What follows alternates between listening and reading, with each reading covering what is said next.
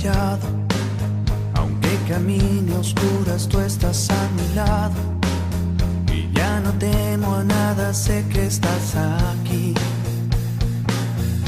Confío en ti, ya no me apoyo en mi supuesta fortaleza. Me confunde mi pecado, mi tibieza. Eres amor, tan solo amor, confío en ti.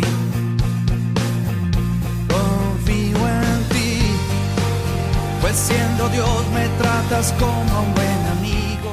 Muchas gracias a don Álvaro y a toda esta parroquia, a esta comunidad cristiana de Colmenar del Arroyo, porque según he entrado aquí ya he percibido ahí que había en esta comunidad había un fuego especial, ¿no? Había algo especial. Yo aquí, según entraba, ya lo he captado, ¿no?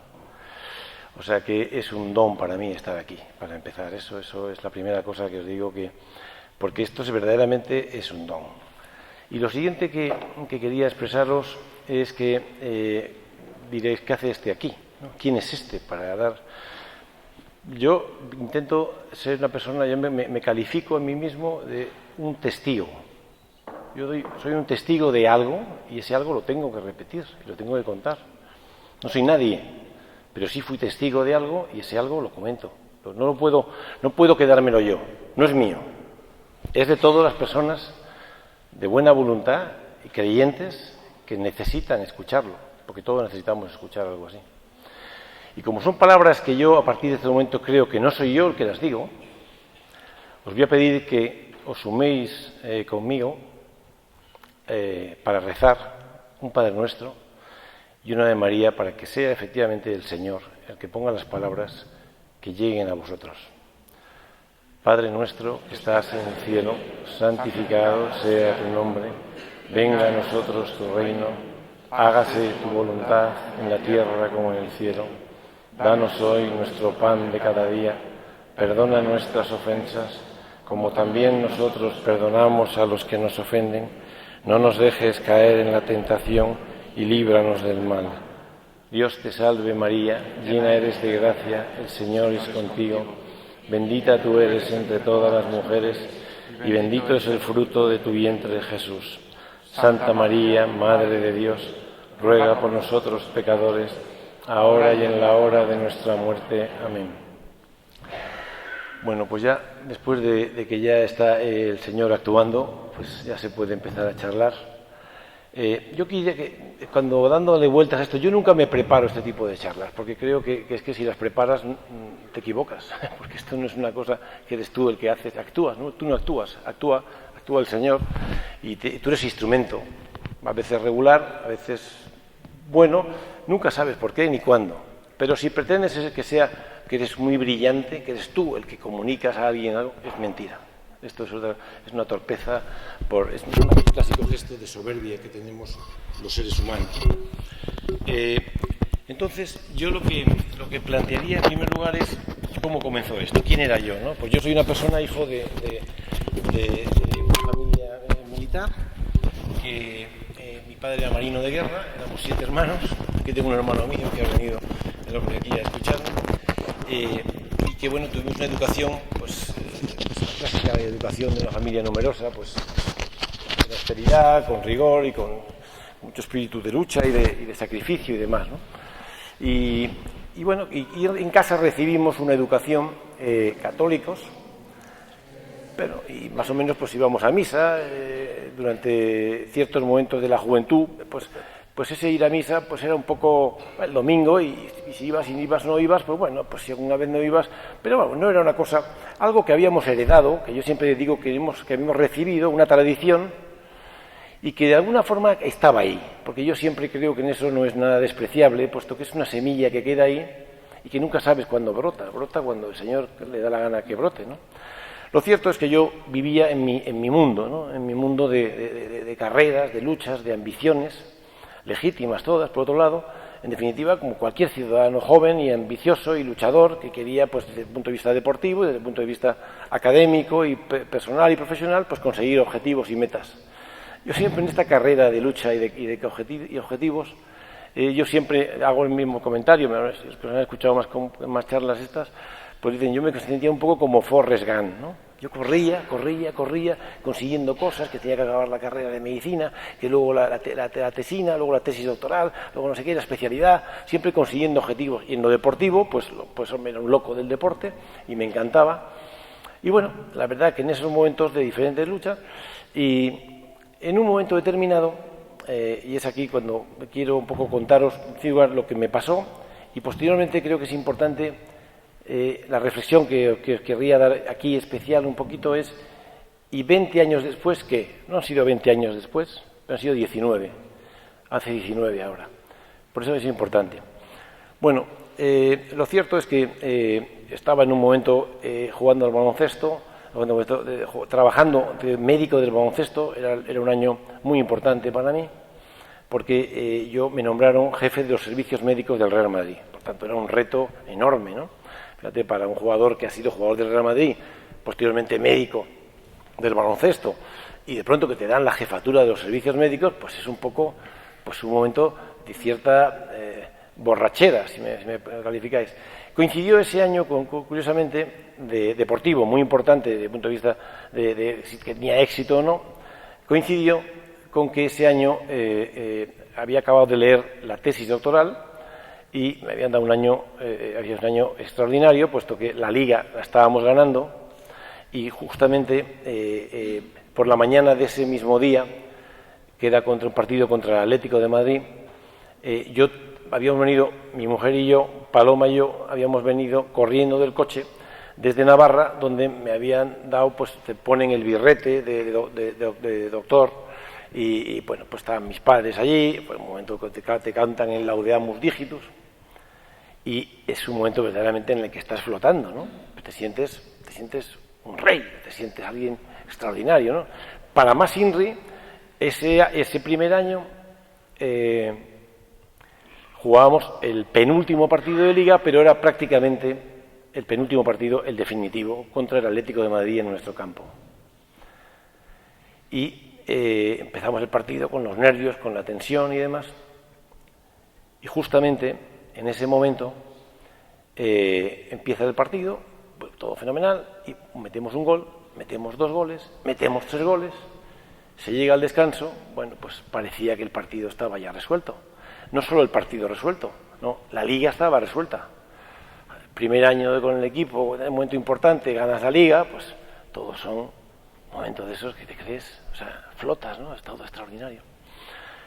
Y estábamos ahí, y en el descanso subimos la escalerilla, me voy a sentar y me llaman y me comunican que el tercer hijo nuestro, Álvaro, había tenido un accidente. Y entonces, claro, aquello fue una cosa tremenda, ¿no? Entonces yo el coche lo tenía aparcado en un sitio, pero como era el momento del partido, yo salí corriendo del campo. ¿Dónde está? ¿Dónde lo han llevado? Pues lo han llevado a La Paz. Entonces, pues en angustia y tal, pues cogí y me puse a correr. Además, me puse a correr, me acuerdo perfectamente, por la Castellana, por en medio, o sea, en medio, entre los coches por un lado, los coches por otro, y yo por en medio corriendo, como un loco hasta La Paz.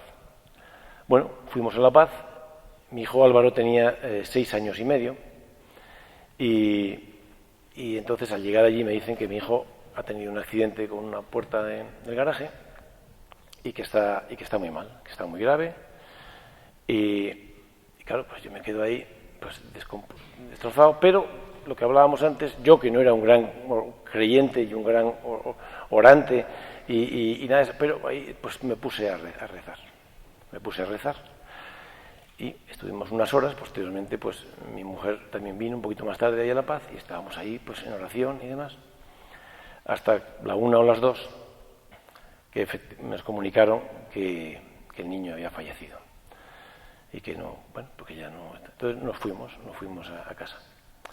Yo creo que para comprender un poquito este contraste, ¿no? Este contraste que cualquier persona con medianamente sensibilidad puede comprender, la borrachera del éxito, cuando te crees que eres el rey del mambo, cuando que toda la vida es, y estás en borracho, porque es una época, es un momento en el que, y por el contrario, cuando una criatura de más de 6 años, ¿no? O sea, que es especial, ¿no? Y además, nosotros, mi mujer y yo siempre lo decimos mucho, es que era muy especial, es que era un crío muy especial.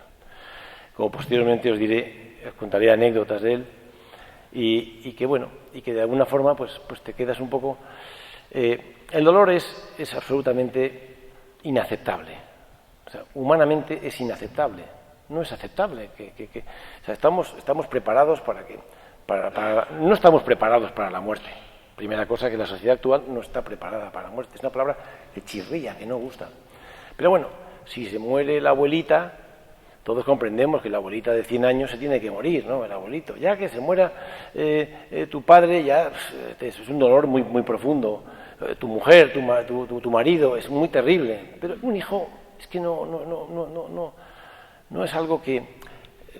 mentalmente no estamos preparados para eso. Es algo que es brutal, ¿no? Entonces, bueno, pues lo cierto es que el dolor al que nos vimos sometidos fue brutal, o sea, brutal. Yo siempre pongo el mismo ejemplo, ¿no? Yo digo que es como, para que nos comprendamos, es como si te ponen con un bazooka y te atraviesan el pecho y te hacen un boquete. Y es que es así, muy representativo, porque es que el pecho y el corazón y el pulmón te permite respirar y caminar. Es que luego no puedes ni caminar, es que no puedes ni caminar, es que te ahogas para poder moverte. Entonces, bueno, en ese momento que estábamos totalmente destrozados, yo estaba destrozado, me imagino, bueno, mi mujer está aquí, no sé si querría pasar luego a comentaros. Una madre es muchísimo peor. O sea, lo de una madre es algo que es, vamos, es arrancarle las entrañas peor que eso en la vida, ¿no? Es algo terrible. Bueno, pues quedamos como quedamos, pues no sé, destrozados, llorando todo el día y demás. En ese momento de agonía, de sufrimiento brutal, pues yo no sabía, estaba, y ahí al tercer día exactamente, pues tuve una discusión con mi mujer, no sé, unas palabras que nos dijimos y tal. Yo siempre digo un ejemplo, siempre digo en este sentido, y es que 7 de cada 10 parejas que pierden un hijo se separan. Porque luego automáticamente se echan reproches. Porque tú, porque tal, porque igual. Es una cosa, es terrible, ¿no? Bueno, tuvimos una discusión ahí, y en la discusión, no sé por qué, yo me quedé en un cuarto y abrí una Biblia. Y leí un párrafo del Evangelio de Mateo. Luego leí, dice, porque yo soy el camino, la verdad y la vida. Me quedé ahí, se me quedó un poco en mi cabeza esa expresión, lo recordaba constantemente. Salí caminando, qué cosas. Me fui caminando y salí por la calle de Alcalá caminando. Y en un momento determinado entré en una iglesia, que me parece que es San José, me dijeron un día y tal, que estaba muy oscura, me acuerdo perfectamente. Y entré, no sé por qué, entré en la iglesia esa, y al entrar, de pronto veo que está todo oscuro, veo una luz al fondo, que es la luz del Santísimo, y a la izquierda veía en la pared unas palabras con un foquito que lo enfocaba. Otra vez la misma frase. Yo soy el camino, la verdad y la vida.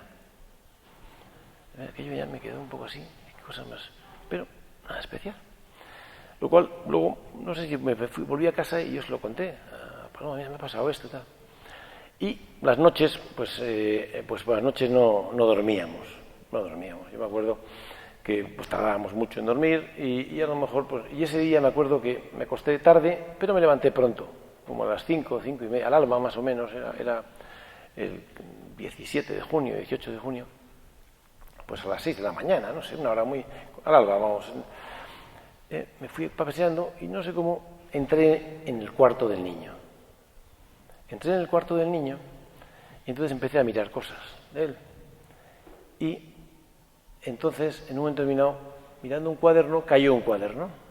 Era un cuaderno alargado. Y en el cuaderno alargado abro las hojas y la última hoja que escribió el niño era: yo soy el camino, la verdad y la vida. Y según iba escribiendo, la primera vez lo escribía muy bien, pero la última ya la escribía pues muy mal. O Es el clásico de los niños que cada vez según van escribiendo las últimas, la escritura es peor. Y en ese momento yo sentí dos cosas.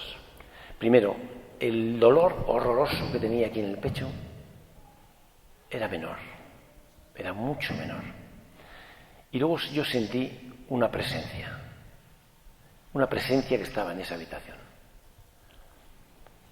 Y esa presencia era como si me consolaba.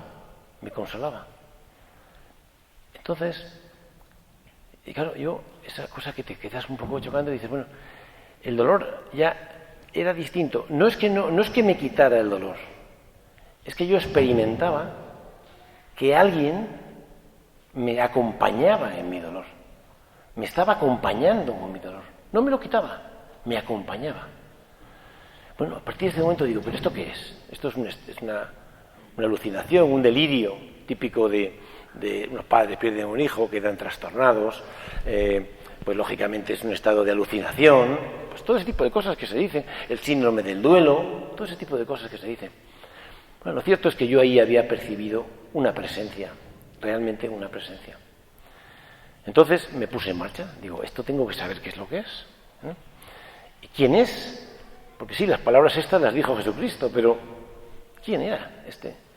Entonces, a partir de este momento comencé una etapa muy dura, con muchísimo dolor, porque el dolor, como digo, no te lo quitan, pero en el que empecé a leer, porque no dormía muy poco. O sea, a lo mejor nos levantábamos, acostábamos muy tarde, nos levantábamos temprano, con lo cual dormías 3 horas. Entonces, ¿qué había que hacer? Pues te liabas a leer. Entonces yo fue una etapa de mi vida en la que me puse a leer, y a leer todo tipo de... Me leí, no digo todas las religiones, pero muchísimas religiones. Y me leí a los pensadores existencialistas, y me leí a Confucio, y me leí de todo. Y solamente cuando leía los evangelios o las epístolas, notaba un fuego, como expresan los discípulos de Maús, ¿no? Notaba que un fuego que me calmaba el alma.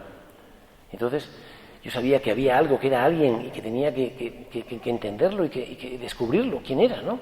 Y qué era. Entonces empezamos un caminar. A partir de ese momento, digamos, yo no sé cómo explicarlo. Esto no es que te tiren del caballo, ¿no? Porque eso no es así. Es que es algo como que te pone en marcha. O sea, sabes que hay algo que existe que es real. Y ese algo tienes que descubrirlo. Tienes que descubrirlo porque es... Y además coincide que según lo descubres, notas que ese fuego interior cada vez te va curando, te va llevando y vas comprendiendo y entendiendo y pudiendo decir cosas pues como a lo mejor posteriormente os iré diciendo, ¿no? En el sentido de que claro, la historia esta que hemos recibido desde un punto de vista racional es una historia que cualquier persona racional no lo acepta.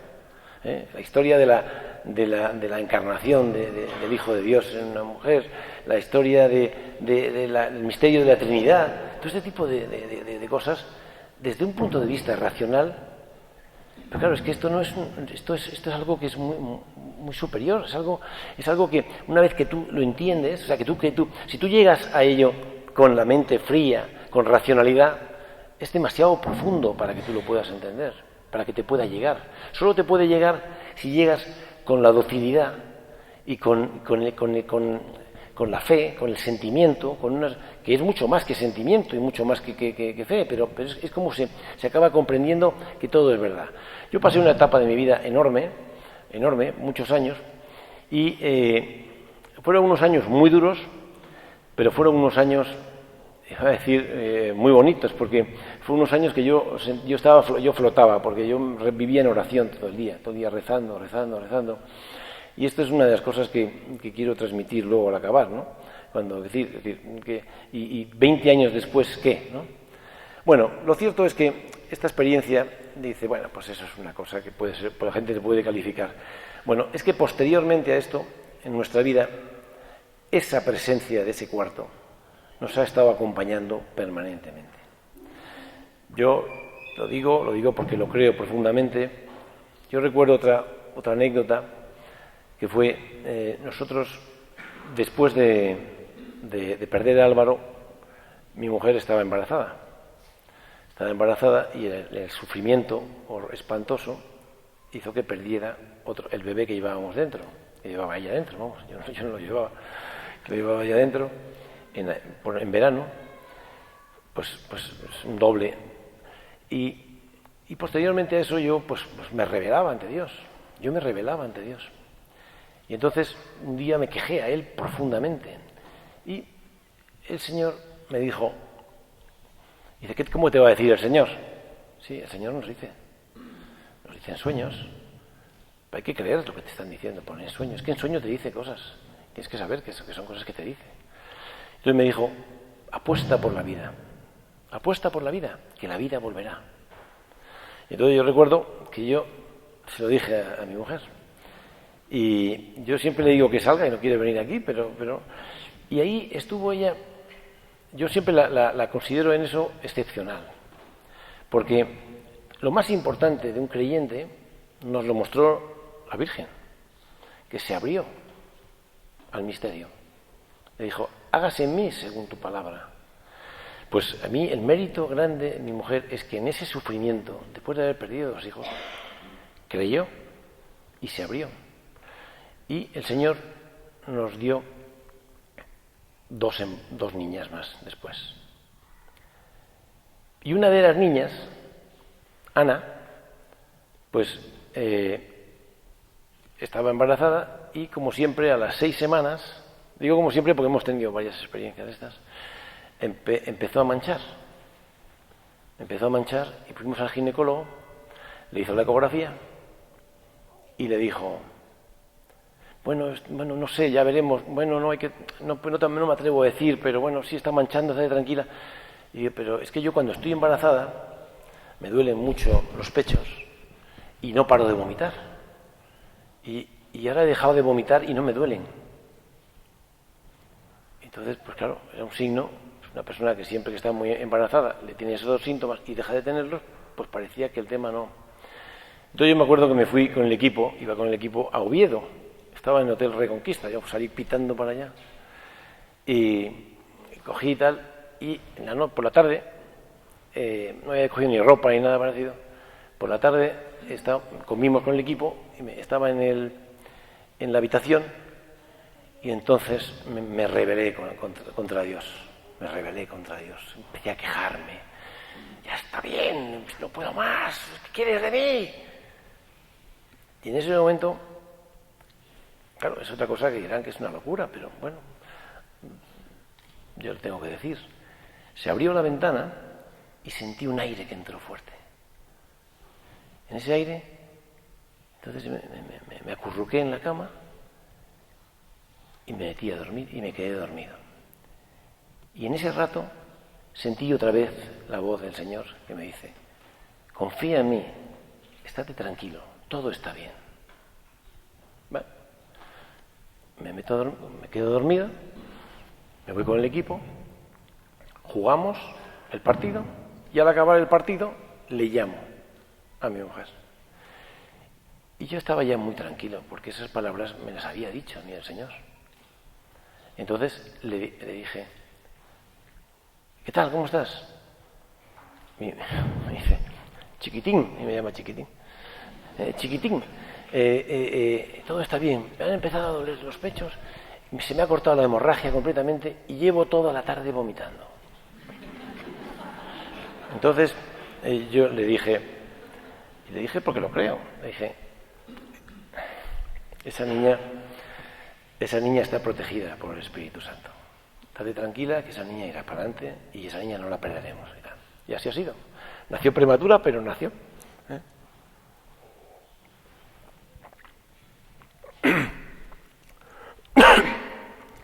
Lo cierto es que son decenas y decenas de anécdotas en las que doy fe de que yo, no es mérito mío, por supuesto que no, pero el Señor me ha concedido la gracia de mostrarme que él no es una historieta de hace 2000 años. Que cuando dijo, o sea, dicen que Cristo resucitó, es algo que es real y que es auténtico. Yo doy testimonio de que Cristo vive.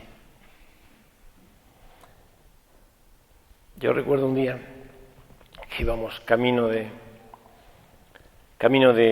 pueblo, de ahí de Cantabria, y entonces íbamos con unos amigos y nos decía, mira, acá viene una chica, hay una chica, fíjate, hija de Pepita y no sé qué, y me dice que mira qué horror, se ha metido monja, qué horror. Y además monja de clausura, imagínate, o sea, no pueden verlo los padres, vamos, que es una cosa de espanto, ¿no? Y mira, está aquí en el monasterio de las Clarisas, en Lerma. ¿Por qué no paramos a verla? Podemos a verla. La cría, por más nombre, se llama Icíar, ¿eh? Pues ahora el nombre no sé. Y entonces llegamos allí y entonces aparece la cría tiene un aspecto, era un ángel, una belleza de esas, limpia, tal, una cosa de esas que te impresionaba, ¿no?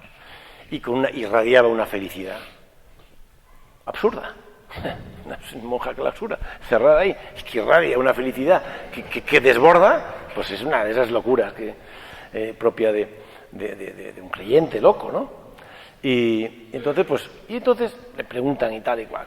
Y entonces yo, ¿qué tal estás? Muy bien, yo fenomenal y tal y cual. Y entonces yo le pregunté, con muy mala idea, dije, pero tú, que eres una chica moderna, tal, no sé qué, en fin, que tenías medio un noviete y no sé cuánto, que siempre tenías ¿y por qué no te metes, ya que te puestos a ayudar a los demás?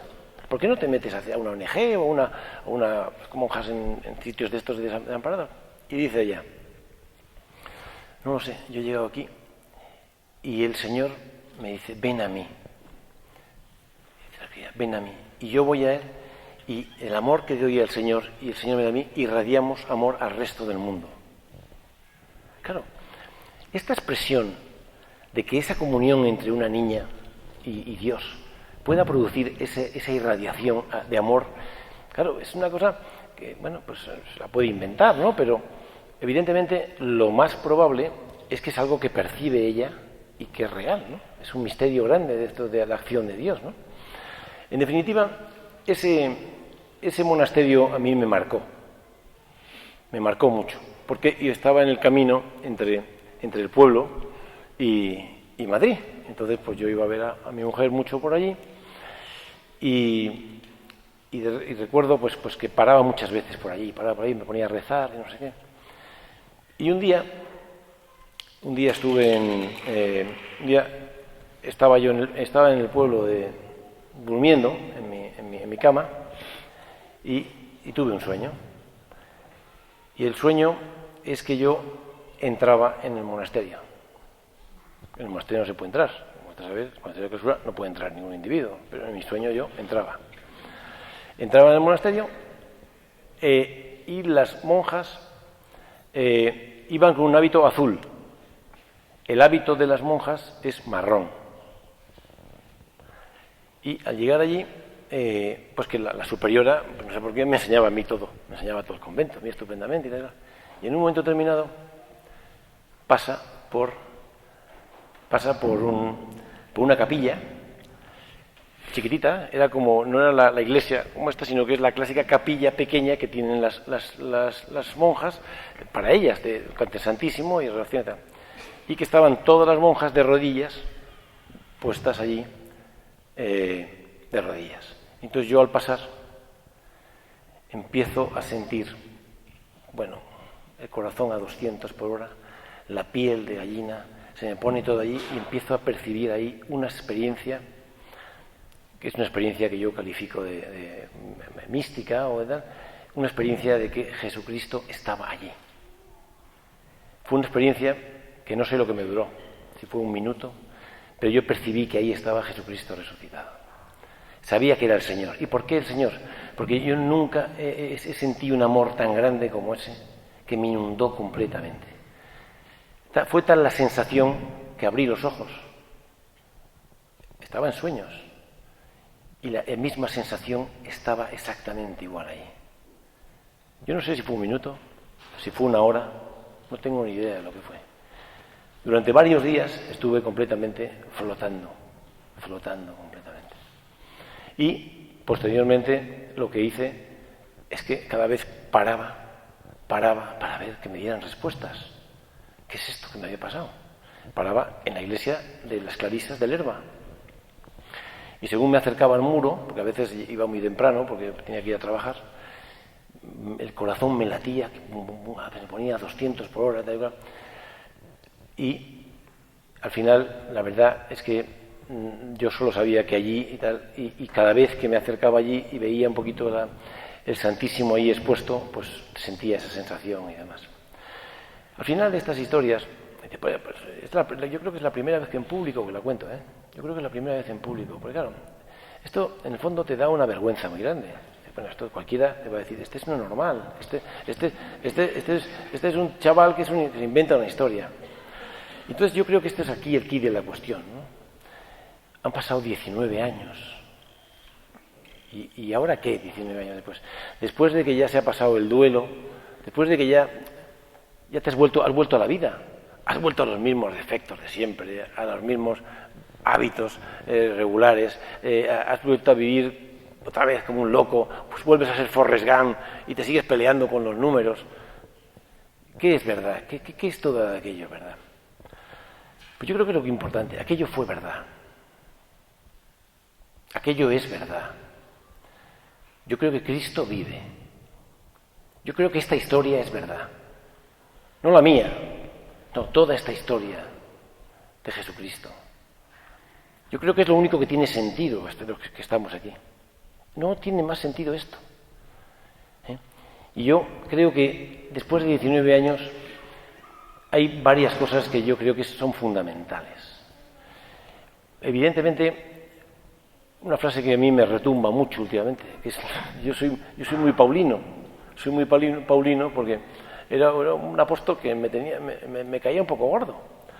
Pero un día me dije, voy a estudiármelo. Joder. Y es que me acabó fascinando por San Pablo. Fascinando, porque es que es una pasión, es una experiencia del Señor tan grande. Y él siempre dice una cosa que es verdad, perseverar. El secreto al final de la historia de la vida es perseverar. Esto es muy corto, esto se nos acaba. Y aquí lo único importante es no separarse del Señor. Lo demás no tiene ninguna importancia. Y no importa pecar, como dice San Agustín, bendito pecado. Ahora, y cuando pecas, hay que pedir perdón inmediatamente. Porque en la historia del hombre es la historia del hombre, somos pecadores. Entonces, aquí lo importante no es caer, que nos caemos 70 veces 7. Lo importante es levantarnos rápido. Esta es la clave fundamental. Y la clave fundamental aquí es rezar, orar, hablar con Dios, dedicarle tiempo a Él. Y Él va modelando tu interior, te va transformando. Ese es el resumen que veo, ¿eh? Y luego hay una cosa que es muy importante, que la gente dice, los sacramentos y tal. Yo siempre digo que nuestra religión es una religión chollo, es un chollo.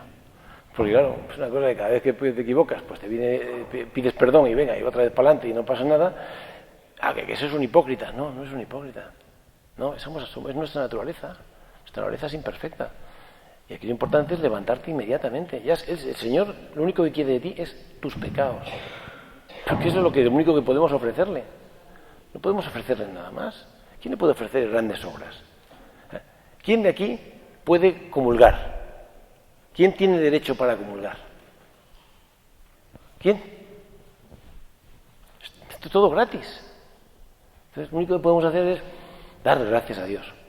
Y desde luego, como dice San Pablo, dice, hay que rezar día y noche con los labios y el corazón. Porque es que al final de la vida, yo que estoy quedándome cada vez más con dolores y con cosas, el cuerpo se consume. Solo podemos crecer en una cosa, en vida interior. Y es en comunión con Jesucristo. Nada más que en eso. Y al final, tumbaos, con parálisis cerebral y espásticos, pues solo se puede hacer una cosa que es la más grande que se puede hacer. es alabar a Dios, alabar al Señor. Es más importante que todas las catedrales. Entonces, yo creo, este es un poco el resumen.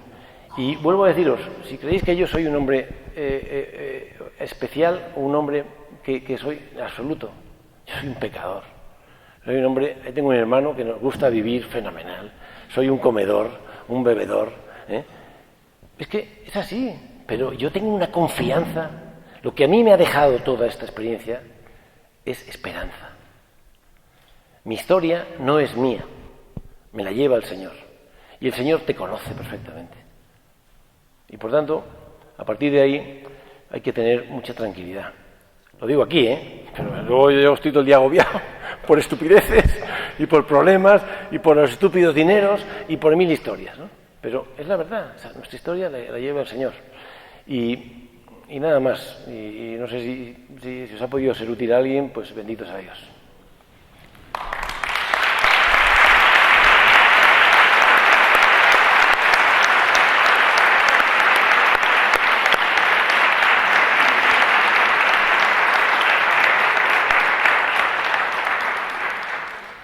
Alfonso ha querido que dejáramos un ratito, unos 10 minutos, 15 minutos, por si alguno quería hacer alguna pregunta, algo que quería compartir o algo que quería que aclarara.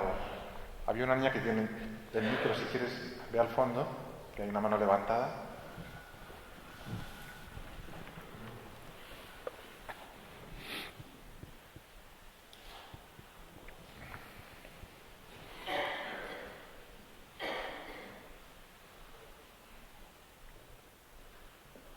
Buenas tardes, me llamo Cristóbal. Tenía una pregunta. Cuando se fue vuestro hijo, vosotros tenéis otros también. Sí, nosotros teníamos 2 hijos mayores, luego mi hijo Álvaro, que fue el que falleció, y luego nacieron 2 niñas más, en total 5 hijos. Los otros 2 que vivían en ese momento, les has nombrado poco en vuestro dolor. Ellos, ¿qué papel hicieron en esos momentos, ¿no? Sí. Era la pregunta. Sí. Hombre, los niños tenían entonces 14 y 13 o 14 y 12 aproximadamente. Los niños tienen una capacidad para aparcar algo que es horroroso. Entonces tienen en su cerebro un compartimento que en un momento determinado lo aparcan. Lo aparcan y siguen jugando y demás. Luego, ese aparcado sale uno al año, otro a los 2 años, otro a los 7 años. Yo creo que mi hija un día se rompió, 7 años después, rompió a llorar y rebelarse.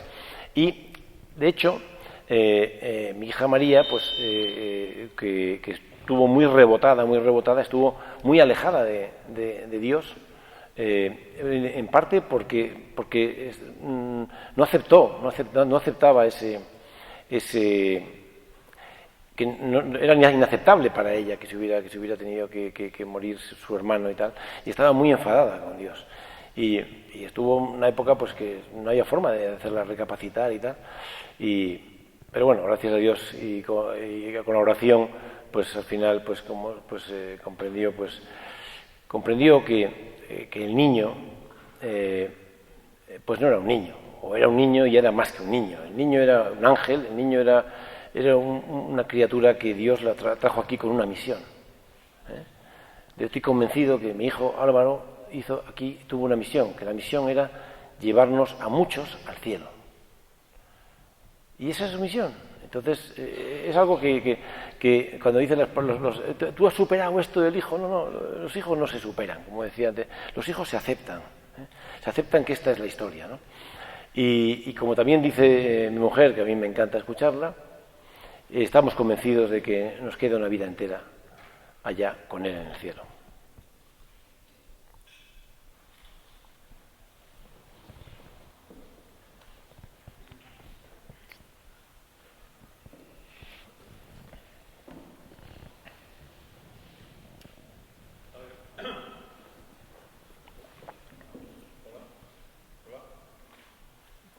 te digo. A pulmón.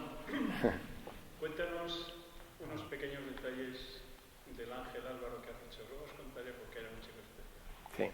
Sí. La verdad es que era muy especial, muy especial. Era un niño muy grande. Era como don Álvaro, más o menos, ¿eh? Era un toro, fuerte. Y era un niño, de esos niños que nunca se ponían malos, o sea, que parecían que excepcional. Y luego un niño que tenía un encanto y que todo el mundo le quería. Sus hermanos le adoraban, los vecinos le querían, todo el mundo le quería. Entonces, teníamos historias con él siempre, pues que medio en broma, ¿no? Y tal.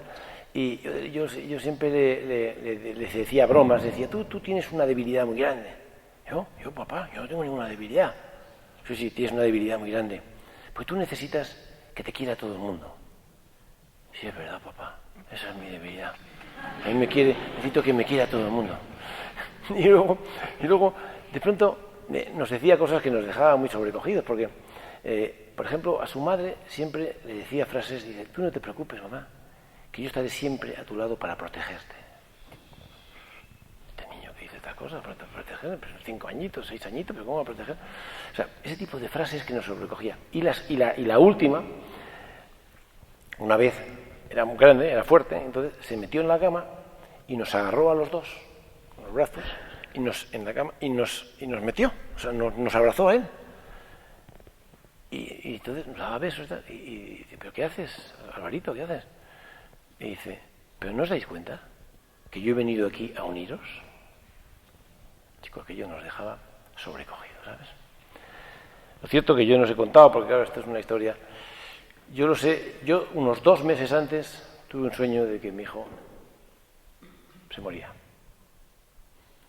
Me entró unos sudores que me no quita igual y me tiré de rodillas al suelo y empecé a rezar, a pedirle a Dios que por favor que me pase a mí lo que sea, que tal igual. O sea que son cosas de estas sorprendentes, ¿no? O sea que, como digo, el niño de verdad que tenía algo muy especial, bueno, pues era cariñoso, era encantador, pues comía fantástico, estudiaba, era deportista. De esos niños que que se nos caía la baba, ¿no? Y, bueno, chico, esto es un misterio de la vida, ¿no? Que el Señor te lo prestó, porque los hijos no son nuestros, ¿eh? Los hijos son prestados, ¿eh? Nos los prestan un tiempo. Yo siempre digo una cosa, siempre digo que el Padre del Cielo no nos va a juzgar por ser cirujanos, ingenieros, o por ser abogados o tal y cual, pero sí nos va a juzgar por lo que nos ha prestado. Te dejé estos hijos míos, ¿qué hiciste con ellos? Y al final, pues hay que decir, bueno, pues he hecho lo que he podido. Lo que he podido, que muchas veces es poco o mal, pero es que es nuestra condición, ¿no? Pero sí, yo creo que los hijos son prestados, evidentemente. Yo tengo una curiosidad. Me veo un poco como San José, ¿no? El Señor te habla en sueño y te habló de las hermanas estas del Lerma. Quería saber si siguen yendo y si por fin llevan el hábito a todos. ¿Y si por fin? ¿Llevan el hábito a todos? Es que lo más impresionante de esto que te iba a comentar es que de pronto el hábito es marrón, el de las clarisas. Y eso es así, o sea, es así. Y yo he ido muchas veces y ahora he dejado de ir, ¿no?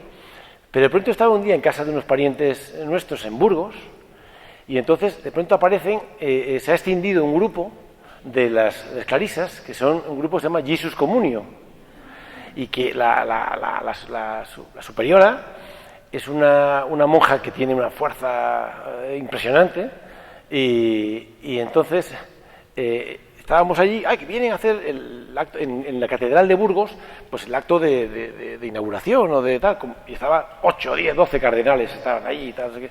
Entonces yo en el balcón, con los parientes que estábamos, empecé a echarle piropos a las monjas, ¿no? Guapas, no sé qué, tal. Llevan todas ya todas muy ordenadas desde el autobús y tal. Y de pronto cuando vi el hábito, era azul. Era el hábito que yo había visto en sueños 7, 8 años antes. Esas cosas que dices, bueno, pues sí, como tantas cosas que, pero ahí está.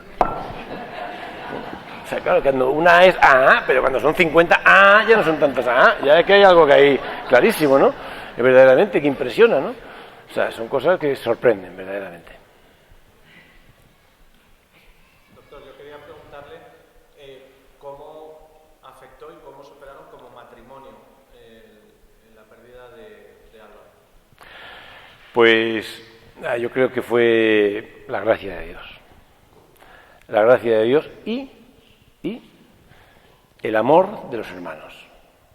O sea, la cantidad de amigos, familiares, hermanos que nos dieron su amor, que rezaron por nosotros, eso es un poder muy grande, que te ayuda y que te va llevando mucho, muy grande.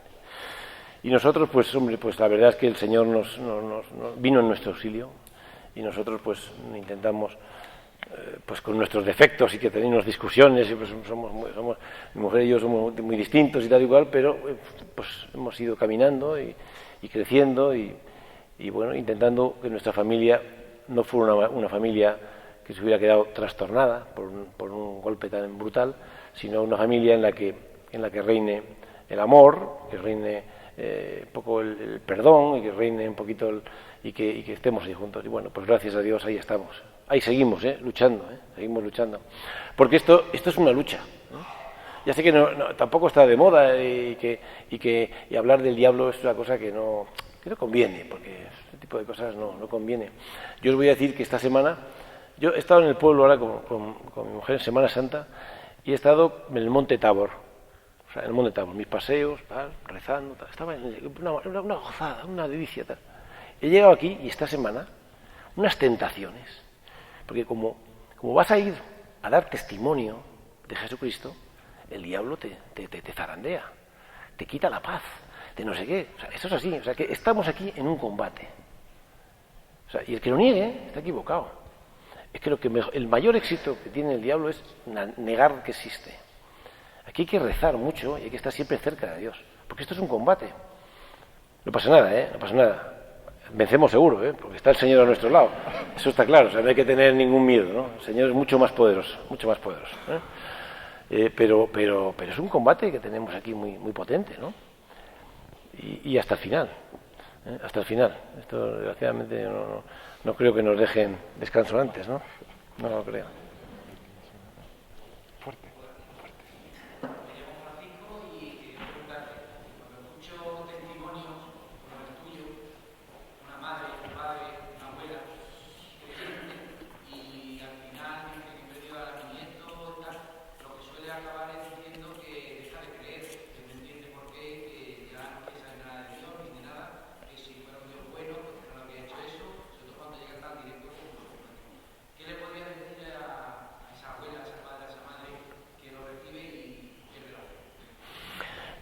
Yo siempre lo he dicho, es que es muy difícil, es muy difícil pretender coger y decirle, a ver, ven aquí, te voy a dar el sermón y ahora con el sermón te voy a transformar y vas a ser creyente. Eso es una estupidez. O sea, es que es imposible. Es que en ese momento es imposible. Se puede hacer varias cosas. La primera es darle todo el cariño, pero cariño físico, o sea, besarlos, que se sientan amados, queridos. Eso es muy importante, que les abraces, que les quieras, que tengas con ellos esa presencia suya, porque tú eres instrumento de Dios. Tú tienes que ser instrumento de Dios, acercarte constantemente. En segundo lugar, rezar mucho, todos los días rezar. Y yo creo que dando ese testimonio, pues a lo mejor su corazón pero si pretendes darle el sermón magistral para que cambie y se haga un meapilas, no, así no se consigue nada, así no se consigue nada. ¿Se puede saber cómo fue el accidente? Bueno, el chaval estaba jugando en una puerta de un garaje. Jugaban, Claro, el problema fundamental es que pues la puerta del garaje al final se empotra contra el suelo, contra el techo, ¿no? Y en mi opinión habría merendado, es mi hipótesis, y como consecuencia de eso, al estar ahí atrapado, pues su angustia y tal y cual, vomitó y regurgitó. Y probablemente, claro, hizo una parada cardiorrespiratoria, o sea, un sufrimiento y demás. Esa es mi tesis. Más que, pero vamos, tampoco me metía morboso no soy, claro, ¿no? Me metía ahí a saber el detalle, si fue un traumatismo craneoencefálico, pues no me atrevo a decir. Es lo que, bueno, digamos que es que la forma es lo menos importante.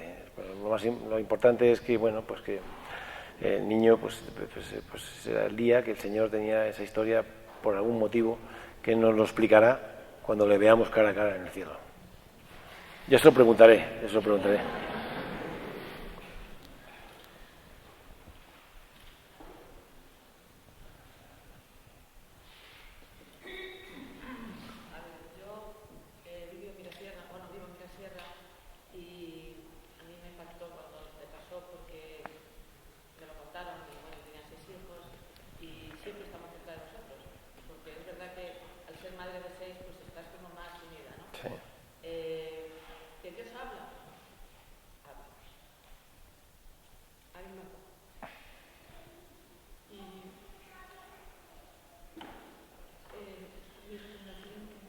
Tu hija.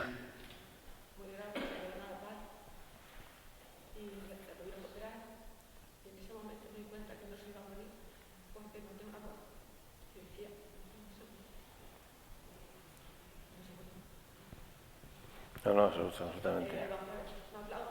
Aparte de esto, hablamos también de luego el año pasado murió una nuera, que ahí sí vi a Dios también en la muerte de ella, con 35 años, no lo entiendo, humanamente no lo entiendo. No se entiende, no. Pero me dio paz, o sea, dentro de la muerte de esta niña, vi a Dios.